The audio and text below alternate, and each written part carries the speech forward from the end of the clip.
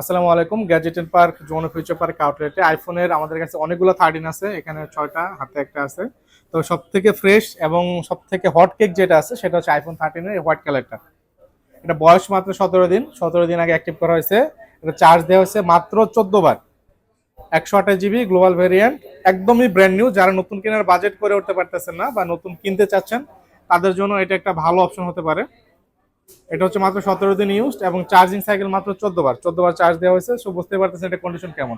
আমি যদি ক্যামেরাতে একদম ক্লিয়ারলি আপনাদের দেখাই এটার কন্ডিশনটা, তাহলে হয়তো বুঝতে পারবেন। একদমই ব্র্যান্ড নিউ কন্ডিশন।